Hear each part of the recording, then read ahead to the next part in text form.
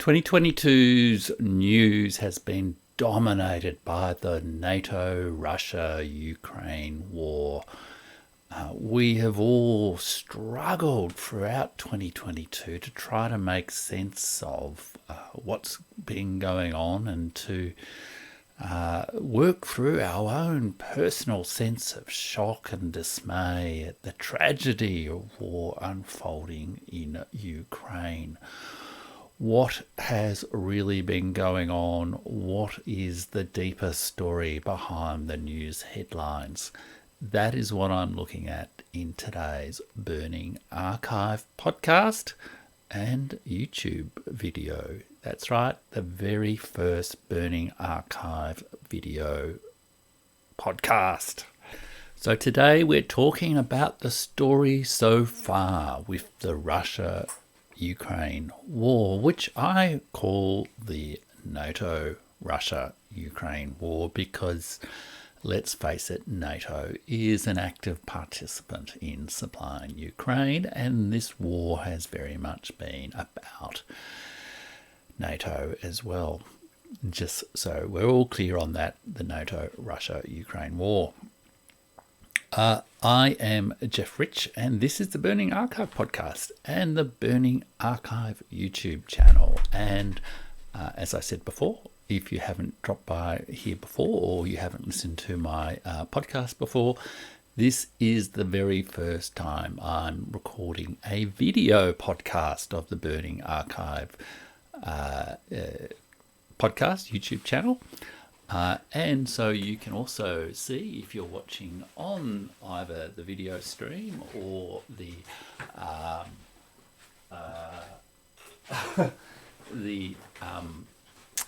or on the YouTube, that yes, I am wearing some Burning Archive podcast merch, the Burning Archive podcast t-shirt, not yet available on the shop, but no doubt shortly to be available if I can work out how to do that. And this podcast is the 12th in my 12th in my series on the Black Legend of Russian history, a series I began in June. It is the 12th in my series on the Black Legend of Russian history that's been exploring how distorted perceptions of Russia and Russian history have dominated so much of the imagery and the stories and the history of and the policy, the geostrategy towards Russia or about Russia in the West, and especially over the last 50 or so years, and especially in the Anglo-American world, which to some degree is the great competitor power to Russia as a major state. And my year on the pod has really been dominated by discussion of the Russia-Ukraine war. I've either directly or indirectly through my series on the Black Legend of Russian history, I did about 6 to 8 episodes specifically addressing the Russia-Ukraine war early in the first 6 months or so of the year, and including some immediate responses as events unfolded in late February. And then from June, I did this long series on the Black Legend of Russian history, which sort of told the story of Russia backwards from Gorbachev, etc., through to the Russian Revolution and the 19th century, the War of 1812, Catherine the Great, the Time of Troubles, Ivan the Terrible, the Mongol exchange, the important period of Mongol Empire control of Russia, and then finally the origin stories of Kiev, Russia, and or of Ukraine, Russia, and Belarus in Kievan Rus. And then this final installment in the series on the Black Legend of Russian history really tries to sort of look, I guess, specifically at this latest phase of Russian history, of its war with Ukraine, or in Ukraine with NATO and America, and how, in a way, the distorted images of Russian history and Russia itself have been one of the major causes. This black legend of Russian history has in fact helped cause this war in Eurasia by miscalculations, particularly in the West, and a refusal to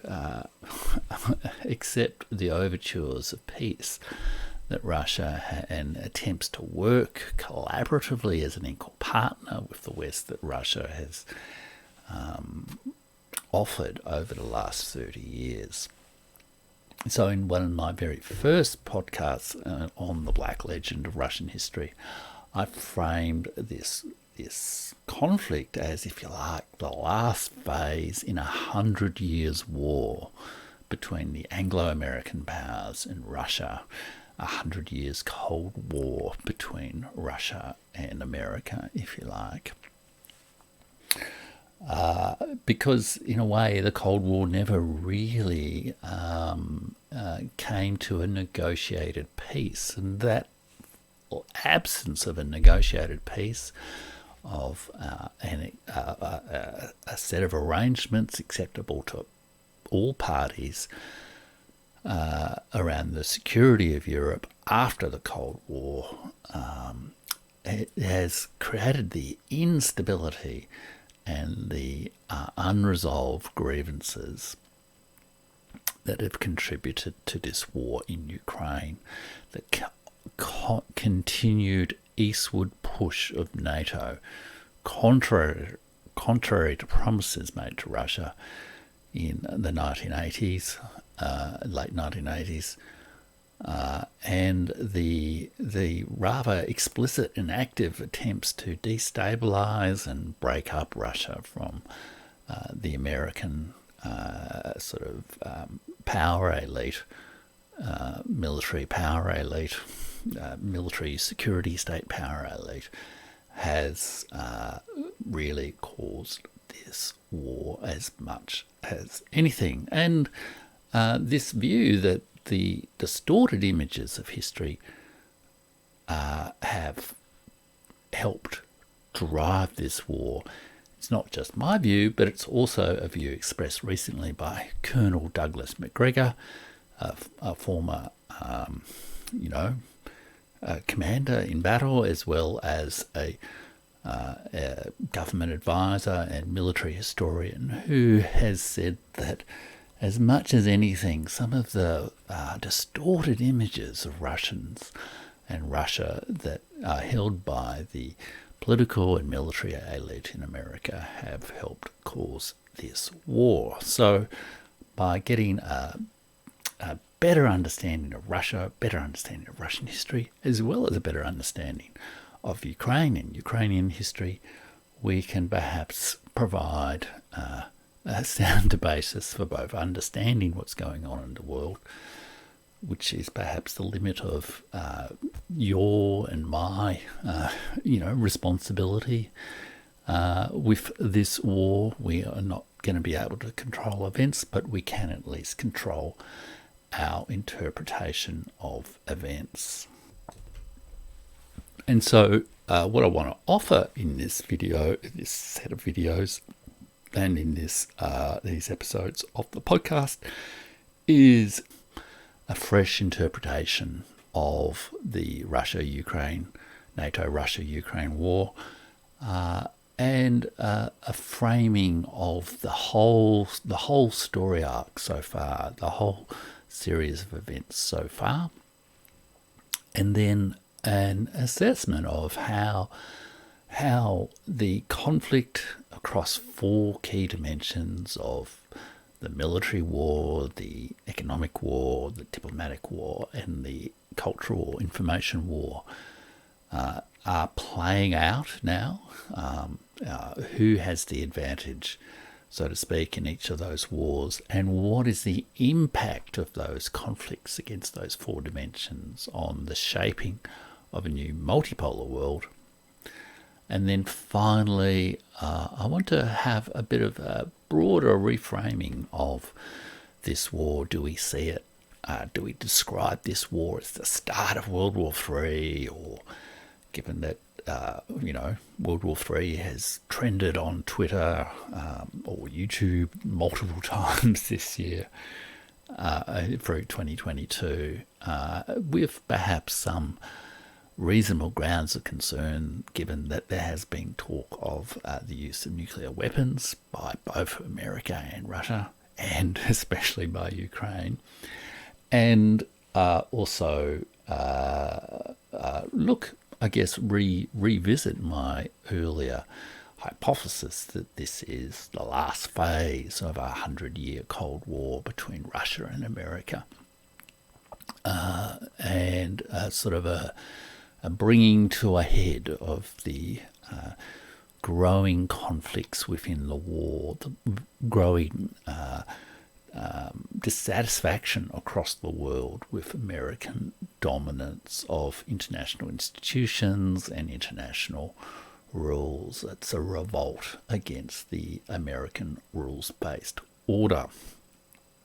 Okay, so that's what I'm going to cover today, and in this first sort of segment or video, or in the first segment, I'm going to look at the sort of narrative of the events of the year, and to try to get a bit of a stock take for, well, where are we? Because we're certainly on the cusp of something quite significant in the military war. It sounds very much like today on New Year's Eve 2022 that Bakhmut is going to fall to Russians very soon, and there's very, very significant preparations going on in eastern Ukraine for further offensives.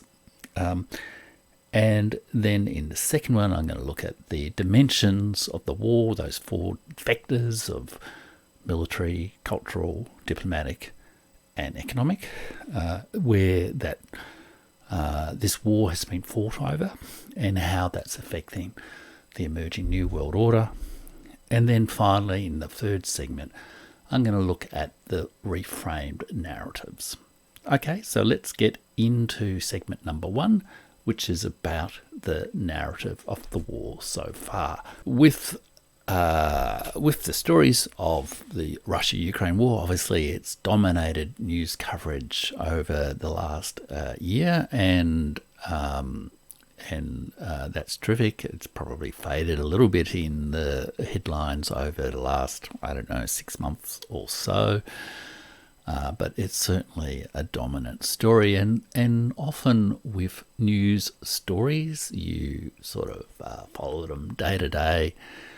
There's a lot of shock and awe, I guess, a lot of shock and horror with the images of bombings and other terrible events in the battlefield. And as they say, the first victim of first casualty of war is truth, and on all sides there has been a certain level of propaganda, and I think it's probably fair to say there has been within the West, and I'm speaking from Australia, within the West and certainly within the Australian media environment, there has been a pretty monochrome and orchestrated domination of one of the reporting of the Ukraine war from, I guess, really the Ukrainian side. And I, from day one of this war, have really tried to look at it from all sides, and I think that will come through in my narrative of events. But I think in most sort of conventional accounts of the war so far, and Wikipedia, I guess, is a pretty good source for looking at conventional accounts of the war. You really get three key phases of the war, and they are from the 24th of February to the 7th of April, when the initial invasion of Ukraine commences. Initially, it seemed a little bit like it was going to be a blitzkrieg campaign, and then it stalled. And I guess the standard story in mainstream media accounts has been, Russia underestimated its enemy and proved its incompetence, and so didn't quite work out as successfully as they would have hoped.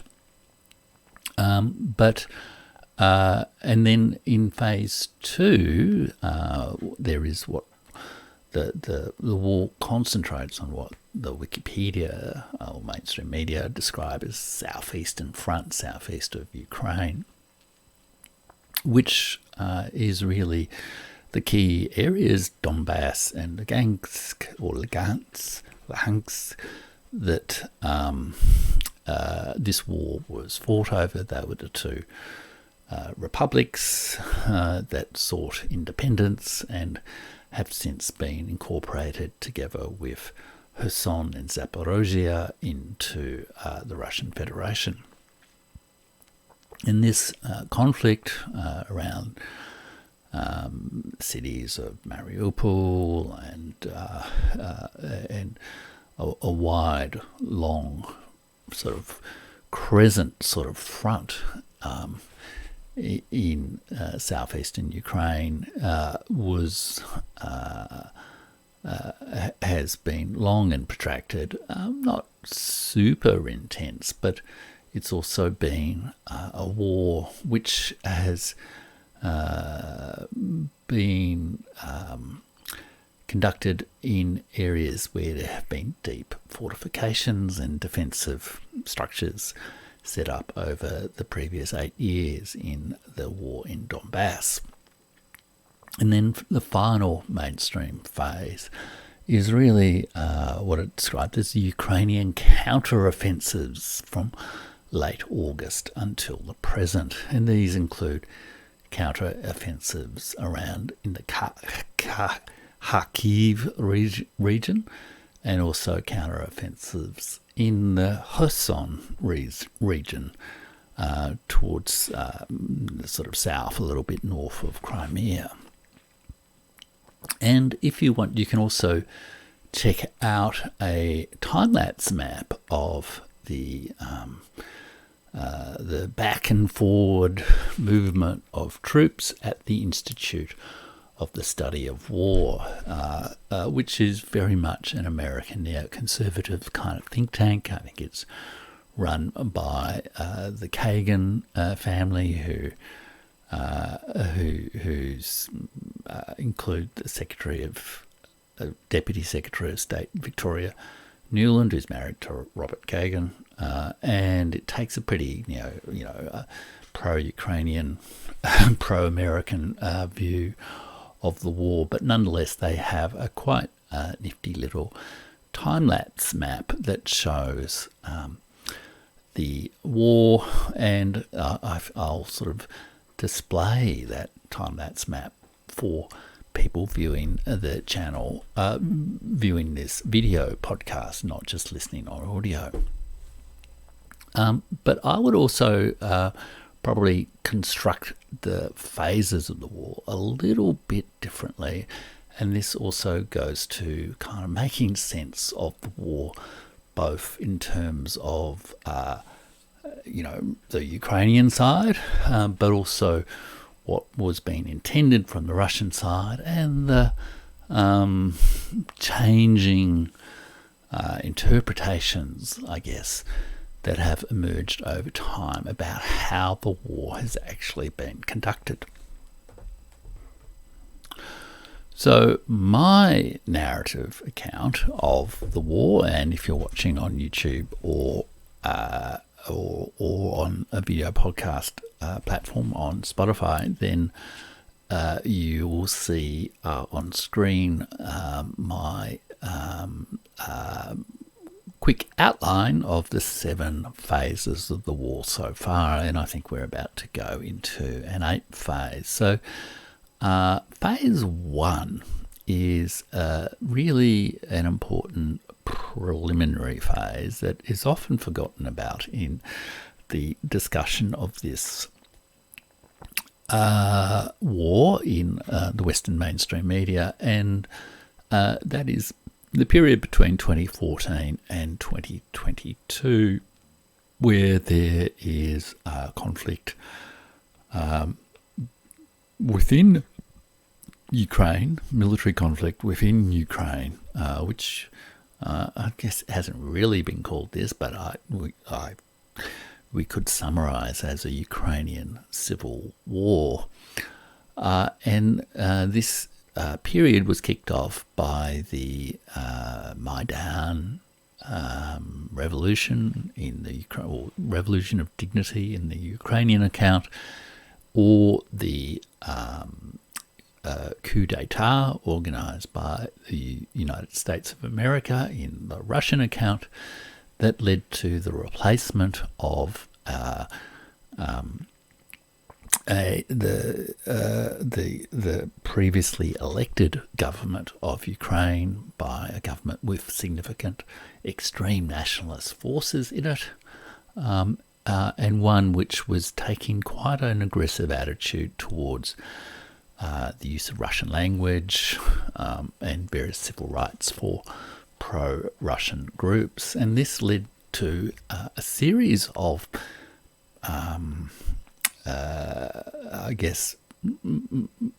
decisions in the Donetsk region and the Lugansk region and in Crimea.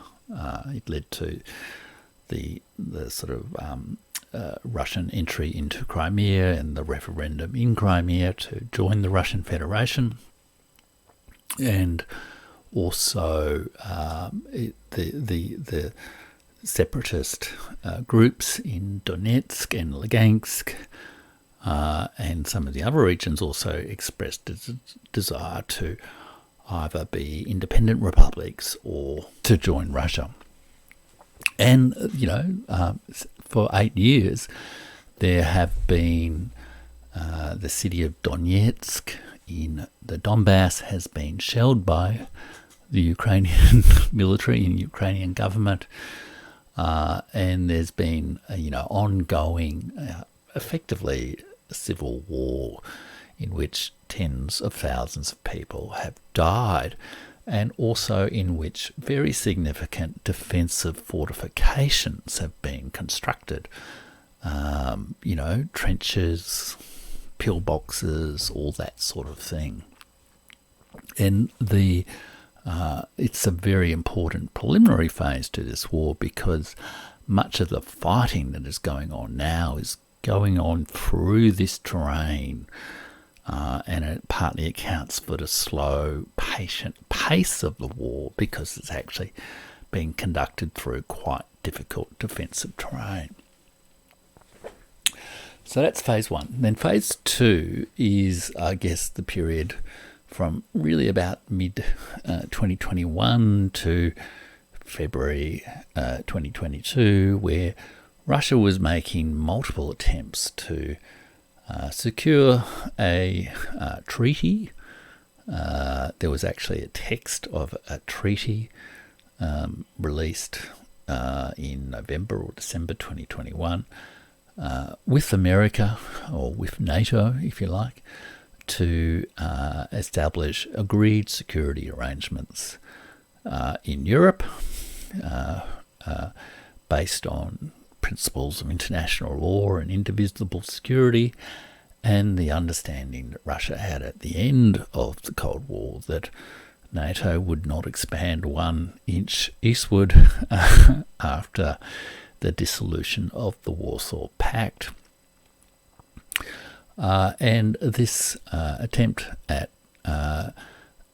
securing a fundamental resolution of the issues and interests that Russia had proved unsuccessful, and ultimately through the disregard for this, and I guess a key issue, a key preliminary issue to this war was about Ukraine joining NATO, which was clearly unacceptable. I mean, that would be that's quite a lot further than 1 inch eastward, and Ukraine at that point had, I think, the second largest army in Europe.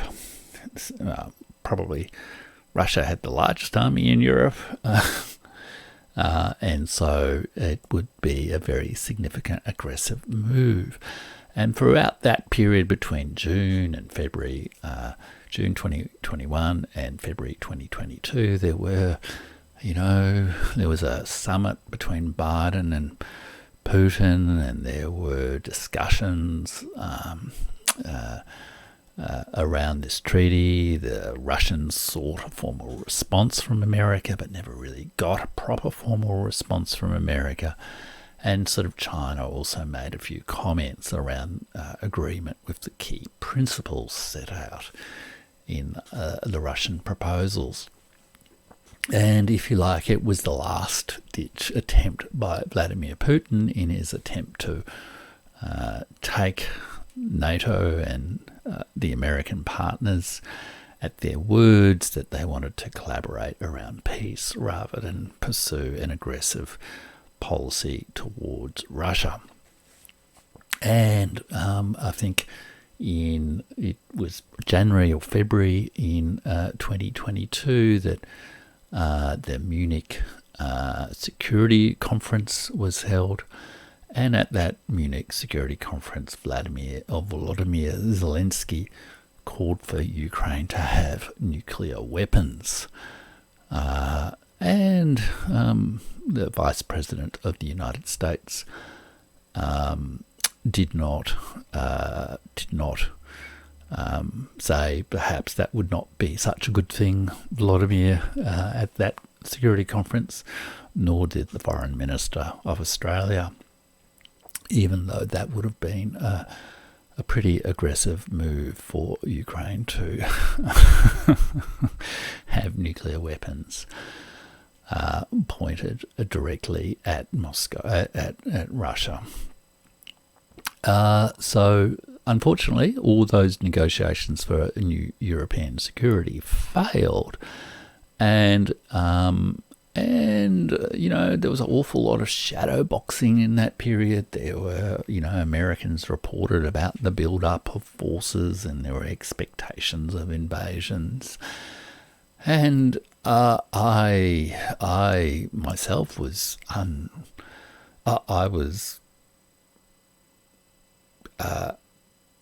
I did not expect this operation, this military invasion, to happen. But clearly, Russia calculated that enough was enough, and that talk was cheap and was achieving nothing, and that it needed to actually take action to secure its borders. And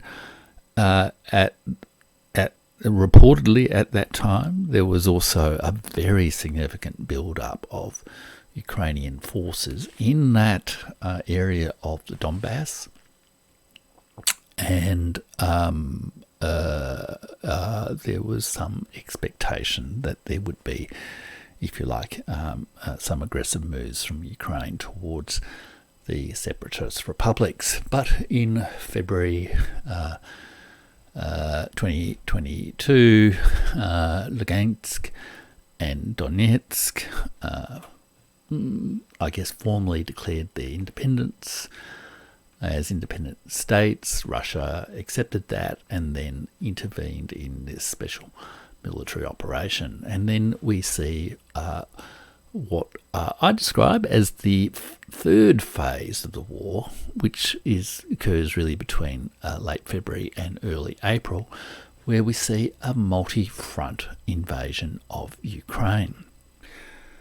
So in this period, and the video viewers will be able to see on the map from the Institute for the Study of War the entry of Russian forces in like 4 or 5 points across Russia. There's clearly the controlled areas around the Donbass, but they also enter into the Kharkiv region, which is just north of the Donbass, and they also enter in the Sumy Chernigov regions, and they also enter north of Kiev. In fact, Kiev, which is quite sort of north and central in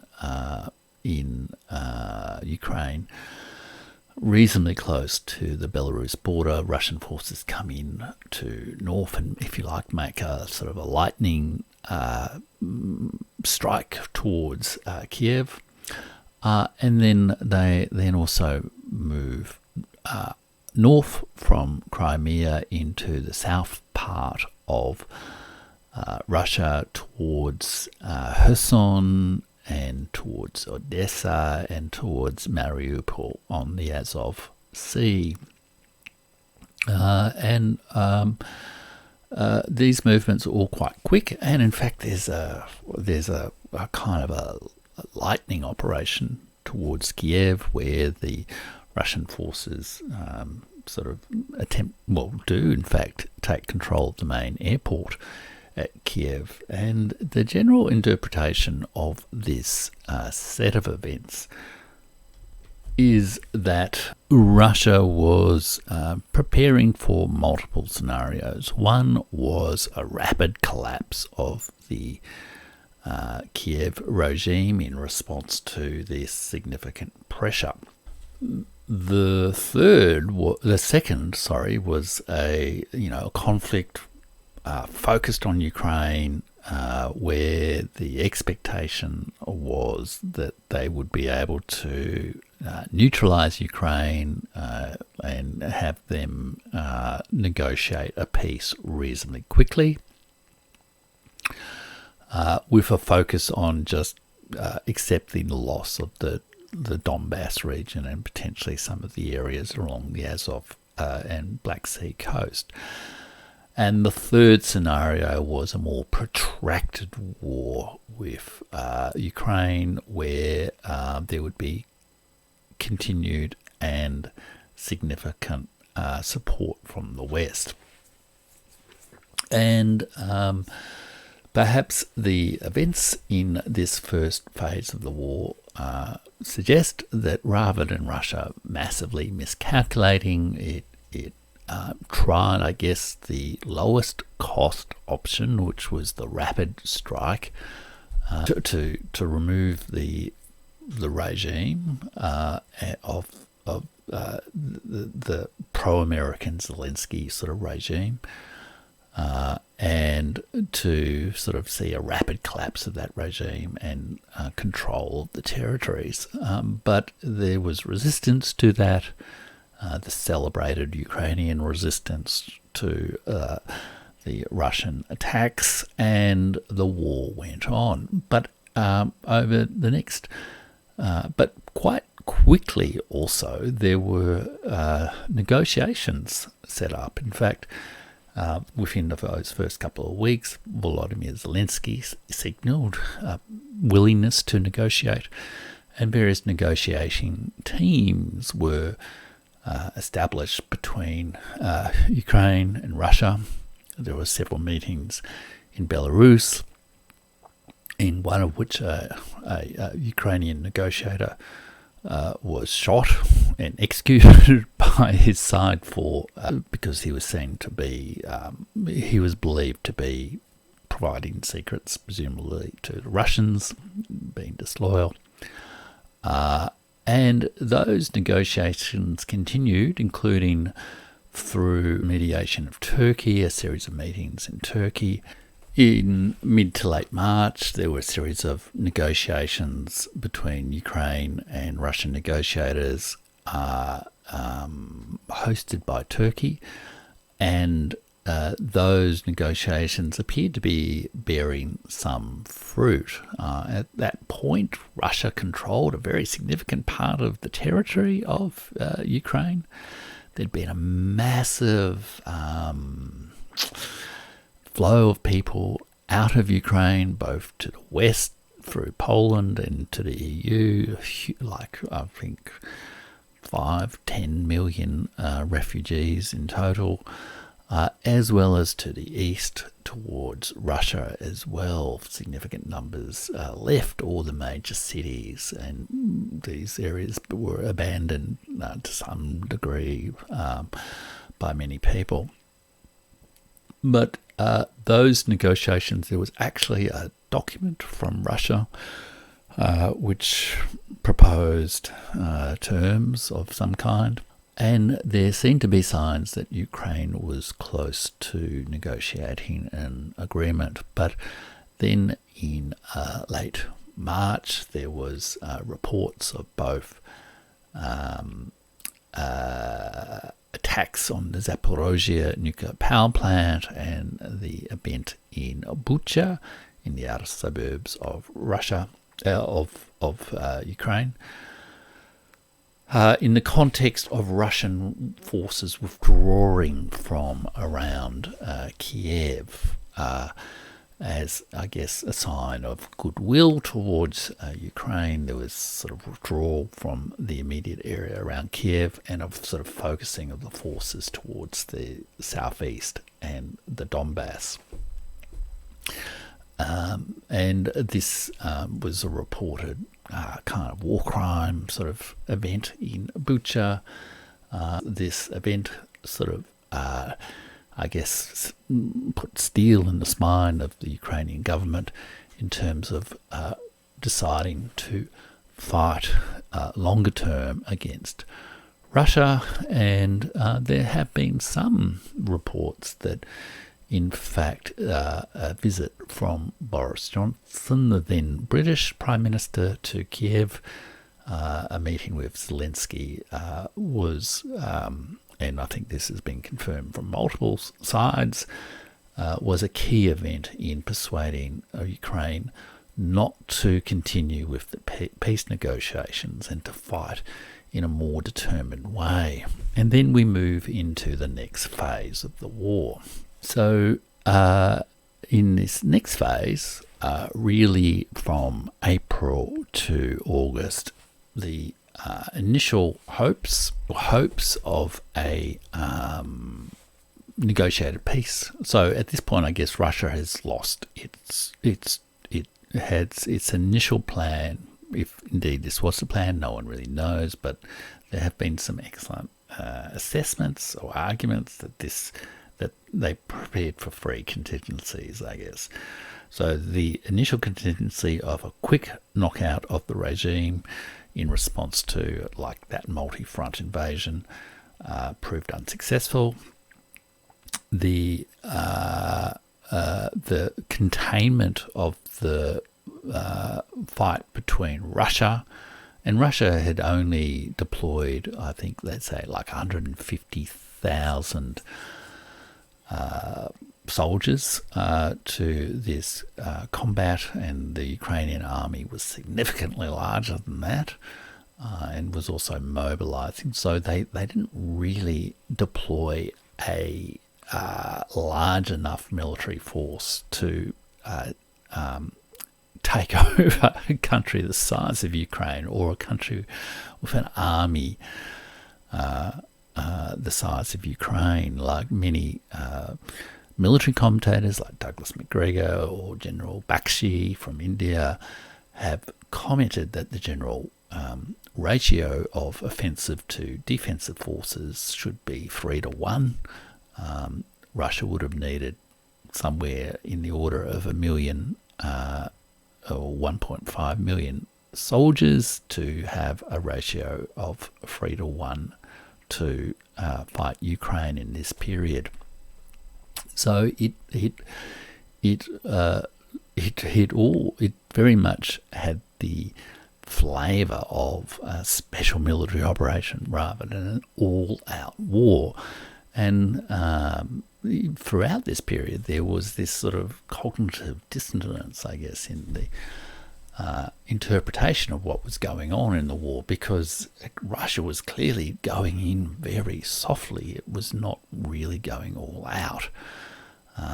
There were some initial bombings, but they were sort of held back. They sort of withdrew from around Kiev, and they were not deploying huge soldiers. They'd certainly had some setbacks in that early rapid advance, but they were sort of falling back, and there was a concentration of the forces, and it perhaps encouraged a sense that Ukraine was winning the war. There was a heroic resistance. The Russians were seen as incompetent, but perhaps rather what was happening was option A had been tried of the quick knockout, option B of the limited war with the plan to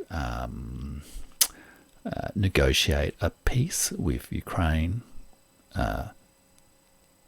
failed, and then we get into this transitional phase where there is a significant concentration of forces in the Donbass and the Black Sea coast, and this phase really operates between sort of April and August, late August 2022. And over this period of time, the Russian forces are fighting with the two breakaway republics, the Donetsk and Lugansk regions, the sort of militias, and Ukraine is building up its forces and making constant requests for foreign mercenaries from Western countries, and also additional military supplies and more powerful weapons and missiles, etc., from the West. But the Russian forces are concentrating around the fight for the port city of Mariupol on the Azov Sea, and the Donbass region. And in this period, Russia completely liberates the Lugansk region, and so most of the remaining fighting is in that area of the Donetsk region. There's constant shelling of Donetsk, and there's battles back and forward around places like Severodonetsk and Bakhmut towards the key. There's a sort of slow Russian advance, I guess, towards to try to liberate the area of the Donetsk area. In May, the Mariupol is the Ukrainian forces defeated in Mariupol, and there's a siege in the Azovstal steel plant, which is like a massive concrete bunker, which lasts quite a while, but ultimately is freed of the Ukrainian forces, and that city has remained under Russian control since. Then from August to October, there is the phase that we can describe as the period of Ukrainian counter-offensives in Kharkiv, and the Kharkiv region and the Kherson region. Again, this needs to be understood in the context of Russia having, at this point, really deployed limited military force towards the war, and it was fighting a war on quite a wide front, with limited pieces, and was significantly outnumbered in a number of these areas, and was, if you like, moving soldiers back and forward between key sort of positions around this long crescent in southeastern Ukraine. So in this period, effectively the Russian forces start to withdraw from around Kharkiv, and there's a Ukrainian advance into that area. And then there's also a significant advance of Ukrainian forces towards the city of Kherson in the sort of south of Ukraine, just above the Crimea region there, which you can see on the map if you're watching on YouTube. And again, there's a significant decision on both parts for the Russians to effectively make strategic withdrawals of their forces in this area. And this is certainly a propaganda victory for Ukraine. They are seen to have successful counter-offensives around Kharkiv and around Kherson. Volodymyr Zelensky enters the city of Kherson as following its liberation from the Ukrainian point of view, and and there's some level of political embarrassment for Russia, but it is also occurring at the same time as Russia is reorganizing its military forces themselves. And so we really enter phase 6 of the war, which is really from like late September, early October, where Russia finally, I guess, abandons its more limited aims of the war. It formally incorporates the 4 regions of Ukraine that it had full or partial control of. The 2 republics that had broken away as separate states in February, that is Donetsk and Lugansk, or the Donbass region, as well as the regions of Kherson around the city of Kherson, and Zaporozhia in the south of Ukraine. So those 4 states were sort of legally inducted into the Russian Federation following referendums that were held despite shelling and all that sort of thing in, I think it was in September. And at the same time, there is a significant change in, I guess, both strategy and leadership and organisation of the Russian war effort. There is a mobilisation ordered, 300,000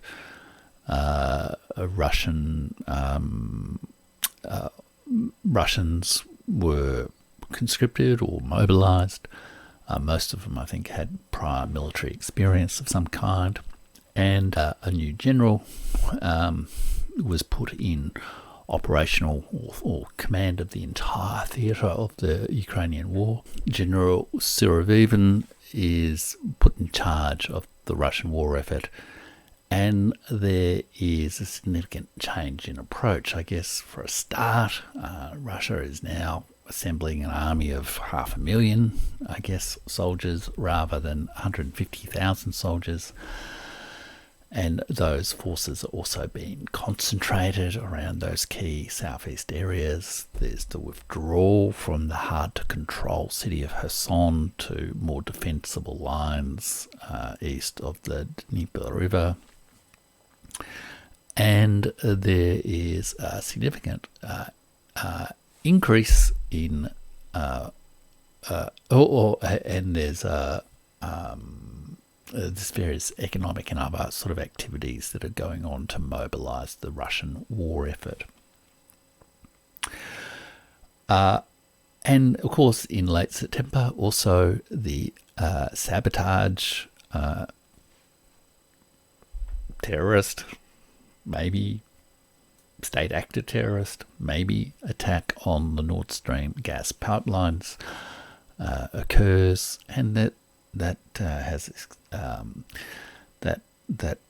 breaks any last resistance from Germany to try to negotiate a better arrangement with Russia, and is a significant escalation, I guess, in the effort. There's, I guess, a widespread view that NATO in some way or other, America, Britain, were likely the responsible parties on the attack on Nord Stream 2, although of course we perhaps will only find that out in 30 years' time for sure. And there's also the bombing terrorist attack, which Ukraine was, and some people allege the British security forces were also behind the attack on the Kerch Bridge in Crimea. So these are significant escalations, and Russia is increasingly convinced that any attempts to sort of negotiate a solution is unlikely to be successful. And so from then we really enter, I guess, what I'd describe as phase 7 of the war, which is the, I guess, intensification of the Russian effort to demilitarize Ukraine, and its final abandonment of any hopes of peace negotiations with the West. There's major bombing efforts targeting Ukrainian electricity infrastructure, transport infrastructure, and more recently air defense systems in Ukraine. And this has been going on now for several weeks and is leading to the very significant degrading of the water, electricity, basic urban infrastructure in the large cities of Ukraine. It will have a significant impact on both the military operations because, there have been confirmed reports that Ukraine is now deploying steam railways to transport things around in the absence of electrified railway. And it's also going to have a significant impact on the civilian population. And all this time, of course, the Russian mobilized forces, the 300,000 mobilized forces, are being trained and readied for what is presumably going to be a significant offensive at some point in January or February. Perhaps there have been even some reports that it has already begun. But also I should comment that in phase 6 and phase 7, a very key, fundamental, core battle has been occurring, and that is the battle for Bakhmut in the Donbass. And this is a key city, one of the sort of the second last sort of defensive nodal points in that sort of fortification of the Donbass that occurred in the 8 years between 2014 and 2022. And as we're speaking today, there's increasing reports of Russian entry into the city of Bakhmut, and a very large number of Ukrainian forces have been going on, have been enormous Ukrainian casualties. So in phase 5, 6 and 7, although there have been Ukrainian counter-offensives throughout this period of time, that has also led to enormous Ukrainian casualties. And so some people describe the city of Bakhmut as a fire trap for Ukraine, where the soldiers come in and they are subjected to significant fire, both artillery and direct fire, and there's sort of a hard into nothing for winning. There's a desire from Ukraine to defend it to the death, but unfortunately for many it is leading to their death and not the ultimate defence of Bakhmut. So that takes us to where we are today on New Year's Eve, where there are regular air raid alerts every day in Ukraine, where the economy is in a desperate state, where a large proportion of the population has left the country, where Russia has assembled a very major military force on all sides, and where nonetheless the Ukrainian regime is continuing calls for escalation and more weapons from the West, more soldiers from the West, more military intervention from the West. It appears to me, at least, that the Ukrainian effort is doomed to fail, and at some point or other the Russian army will put an end to the war. But I think one of the learnings of this war for me is that there's this this psychological pressure to believe it will all happen a lot more quickly than in fact it will. Ukraine is the second largest country in Europe. It's densely populated. There's been enormous defensive fortifications, and $100 billion of American military effort has gone into its defense. So it may take longer than one would hope, but it certainly does seem likely to ultimately lead to a collapse in response to the Russian offensive. And then I guess the West will be presented with the question of what will it do when Russia wins this war in Ukraine, and which I actually did a podcast on earlier in the year, I think in June, maybe even May or April. But it is increasingly becoming an important question to ask. And I think I'll address that question more in the second segment of this review of the Russia-Ukraine war, on how the war is playing out, who is winning the war against these four key dimensions. But that's where I'm going to end the first video on the narrative of the war. So do subscribe and like this video if you've enjoyed it, and I hope to see you soon, and do check out the next video, which is linked below.